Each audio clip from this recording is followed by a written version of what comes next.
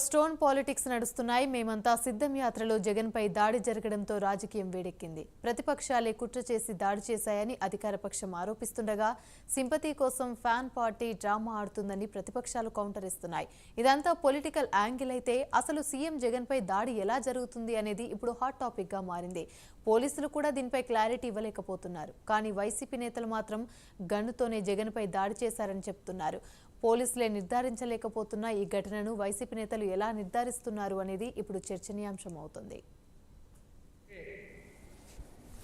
జగన్మోహన్ రెడ్డి గారికి తగిలిన రాయి తగిలి పక్కన ఉన్న వ్యక్తికి అంతే ఫోర్స్గా వెళ్ళి తగిలింది అంటే ఇక్కడ ఎంత ఫోర్స్ అప్లై అయి ఉండాలి.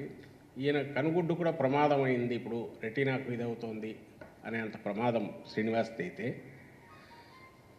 దానికి ముందు తగిలిన జగన్మోహన్ రెడ్డి గారికి ఎంత ఫోర్స్గా తగిలి ఉంటుంది అనేది ఒకసారి గమనిస్తే, ఇది కింద నుంచి ఎవరో విసిరితే దాని ట్రాజెక్టరీ పైకి వచ్చి బస్సు మీద పడిపోతుంది.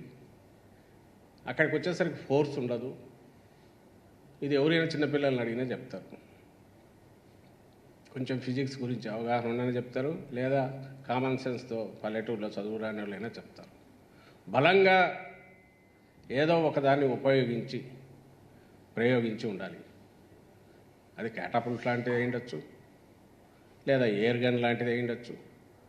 ఎందుకంటే ఎగ్జాక్ట్ ప్లేస్ లొకేట్ అయిన తర్వాత అక్కడ మా క్లూస్ టీం వాళ్ళు కొన్ని స్టోన్స్ అయితే కనుగొన్నారు. బట్ ఏది ఏ స్టోన్ కరెక్ట్గా అన్నది మాత్రం మనం అక్యూజ్ దొరికిన తర్వాత మనం చెప్పగలం. సౌండ్ అంటే అండి అక్కడ the lot of DJ sounds were there.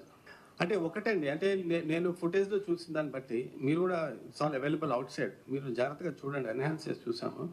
అది ఒక అరచేతిలో పట్టేంత స్టోన్. అది క్యాట్ బాల్ అంటే జనరల్గా దాన్ని మార్బుల్స్ మాదిరి చిన్న చిన్న ఉంటాయి క్యాట్ బాల్. అది మీకు ఇప్పుడు ఈ మనకుండే ఎవిడెన్స్ అంతా కూడా 2 మెగాపిక్సెల్ ఎవిడెన్స్. 2 మెగాపిక్సెల్ కెమెరాస్ ఉంటాయి కదా. 2 మెగాపిక్సెల్ అనేది 2 or 4 what ever, it's not high definition camera కాదు కదా. దాంట్లో మనకి కనిపిస్తుంది, లైటింగ్ పడినప్పుడు కనిపిస్తుంది మనకి. ఎయిర్ గన్ను అంటే ఆ పిల్లెట్ ఇంకా చిన్నగా ఉంటుంది అది. But in any case what I'm saying right now, please understand this. I'm not ruling out anything, please understand this. What I'm trying to say, it's జరిగి 2 days అయింది, ఆల్మోస్ట్ 48 hours అయింది. And ఉన్న I witness accounts కానివ్వండి, video footage కానివ్వండి, లేకపోతే CCTV footage బట్టి నేను మాట్లాడగలను. ఎగ్జాక్ట్గా ఇప్పుడు దాకున్న ఎవిడెన్స్ ప్రకారం అయితే రాయి ఒక వ్యక్తి ఇసరడం అనేది మనకి ఖచ్చితంగా తెలుస్తుంది. బట్ అది క్యాటపుల్టా లేకపోతే ఎయిర్ గన్ అన్నది మనకి అక్యూజ్ దొరికి ఆ రకంగా ఎవిడెన్స్ వస్తే then it's different story. But అదేదో రాయి చేత్తో ఇసిరి కొట్టింది కాదు, డెఫినెట్గా చాలా బలంగా చాలా స్పీడ్గా టార్గెట్ చేసి నవరకాంతాన్ని ఆయన చంపటానికి ప్రయత్నం జరిగింది.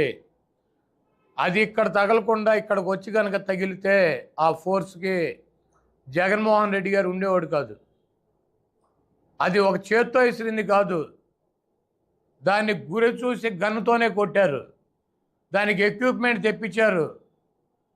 జగన్మోహన్ రెడ్డి గారు ఎన్నికల ప్రచారంలో తిరుగుతాడు, ఆయన ఏదో ఒకటి చేయాలన్నటువంటి దుర్మార్గంతో ఇదంతా పక్కా ప్లాన్గా ముందు నుంచే ఉన్నారు.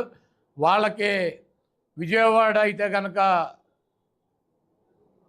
పట్టుకోలేరని చెప్పి, వాళ్ళకు సొంత స్థావరం లాంటి ప్లేస్ అని చెప్పి అక్కడ టార్గెట్ చేసి కొట్టారు.